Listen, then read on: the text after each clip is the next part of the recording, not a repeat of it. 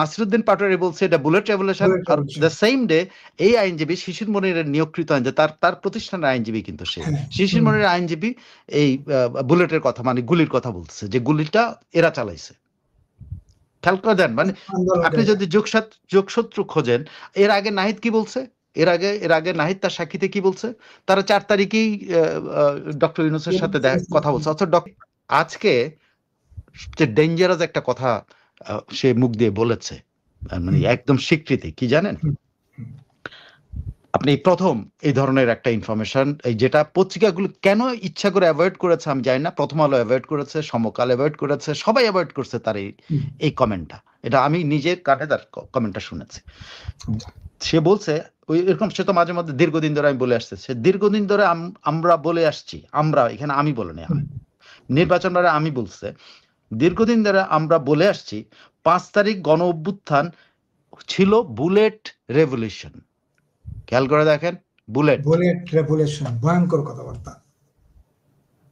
হ্যাঁ, রেভলিউশন হয়েছিল, এবার ব্যালট রেভলিউশন হবে, কিন্তু সে বুলেট রেভলিউশন বলেছে। আরেকটা জায়গায় আপনি যদি মিলান, যে এই কনস্পিরেসিটার খেয়াল করে দেখেন, শিশির মনিরের নিয়োগকৃত রাষ্ট্রপক্ষের শেখ হাসিনার আইনজীবী কি বলেছে, ওখানে কিন্তু সে বলছে বুলেটের কথা।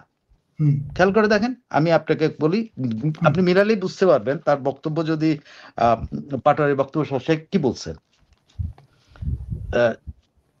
সে বলছে যে ইউনুস সাহেবের ম্যাটিকুলাস ডিজাইনের কথা বলে সে বলছে, কিন্তু এগুলা কেন তারা বলতেছে এটা কিন্তু এখন ক্লিয়ার না, যে হঠাৎ করে তারা এই কথাগুলো কেন এই মামলার সময়, যেখানে শেখ হাসিনার বিরুদ্ধে মানবতার বিরুদ্ধে অপরাধের একজন নির্দেশদাতা হিসাবে তার বিচার হচ্ছে, সেখানে সে বলছে যে এই গত আন্দোলনটা ছিল মেটিকুলাস ডিজাইন, যেটা শিশির মনির, খেয়াল করে দেখেন শিশির মনিরও কিন্তু একই ধরনের সাউন্ড দিয়ে যাচ্ছে, যে 5 তারিখের পর যে 8 তারিখ যে সরকারটা হয়েছে, সরকারটা বৈধ না, এও কিন্তু তাই বলছেন। সে কি বলছে, ম্যাটিকুলাস ডিজাইন ছিল, ম্যাটিকুলাস ডিজাইনের অংশ হিসেবে সরকার উৎখাত হয়েছে।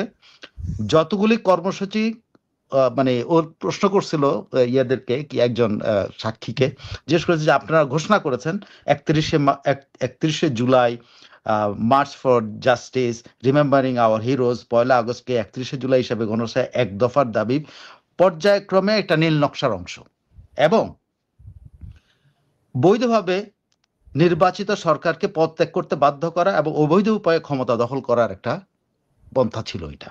এবং সে আবার বলতেছে, দেখেন এই সমস্ত পরিকল্পনা দীর্ঘদিন ধরেই ছিল, এটা সেটারই বহিঃপ্রকাশ। তারপরে বলছে এটা ষড়যন্ত্রের পার্ট, টার্গেট করে গুলি করেছে, যেহেতু ষড়যন্ত্র, এই গুলিগুলি তাদের নির্দেশে হয়নি, তারা নিজেরাই এগুলো করেছে, মানে শেখ হাসিনা এবং আসাদুজ্জামান কামালের নির্দেশে এটা হয়নি, বিক্ষোভকারীরা গুলি করেছে। খেয়াল করে দেখেন, all of a sudden the same day Nasiruddin Patwari বলছে এটা বুলেট রেভলিউশন, আর দ্য সেম ডে এই আইনজীবী শিশির মনিরের নিয়োগকৃত আইনজীবী, তার প্রতিষ্ঠানের আইনজীবী কিন্তু সে শিশির মনিরের আইনজীবী এই বুলেটের কথা মানে গুলির কথা বলছে, যে গুলিটা এরা চালাইছে। খেয়াল করে দেন, মানে আপনি যদি যোগসূত্র খোঁজেন, এর আগে নাহিদ কি বলছে, এর আগে নাহিদ তার সাক্ষীতে কি বলছে, তারা 4 তারিখেই ডক্টর ইউনূসের সাথে কথা বলছে, অর্থাৎ ডক্টর ইউনূসের যে সব রেকর্ডেড তথ্য আছে সে একবারও স্বীকার করে না যে 5 তারিখ আগে, সে জানতোই না, সে বলছে আমি অপারেশন এতে ছিলাম, আমি জানতামই না যে আমি যে সরকারের পতন হয়েছে, এটা আমি জানতামই না।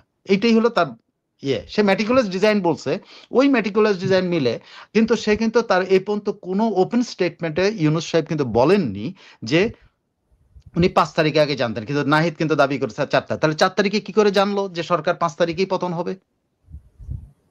একেবারেই দেখেন সবকিছুর যোগসূত্র, কোনো একটা কনস্পিরেসি, এমন একটা কিছু সাজানো হচ্ছে, যে সাজানোতে এখন কিন্তু তারাই লেগে গিয়ে এখন সবকিছু কিন্তু বের হচ্ছে।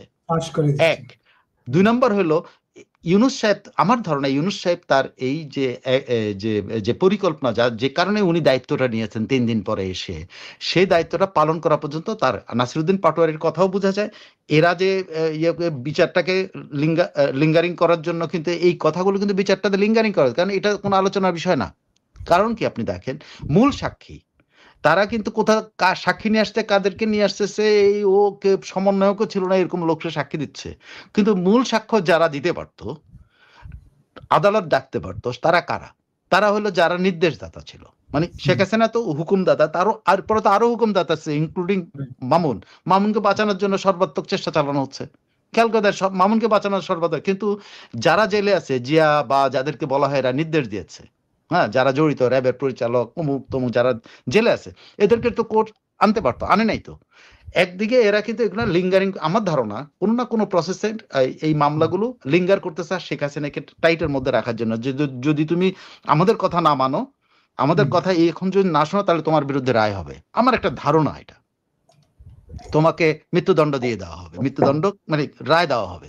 আমার ধারণা শেখ হাসিনার উপর কিন্তু এটা একটা বড় প্রেশার, আমেরিকানদের পক্ষ নিয়ে শিশির মনিররা এই প্রেশারটা ক্রিয়েট করতেছে, যাতে এই মামলাটা লিঙ্গারিং হয়, যাতে ইয়ে করে, এই যাতে রায়টা তারা ইয়ে করে। কিন্তু আমার মনে হয় না শেখ হাসিনাকে এইসব কথা দিয়ে, এইসব কিছু দিয়ে দমাতে পারবে, কারণ শেখ হাসিনা যখন ক্ষমতায় থাকা গেলেই বলছে যে আমি আমেরিকান বা সাদা চামড়াদের প্রস্তাব আমি মানি নাই, আর কোনোদিন মানবেও না। এখন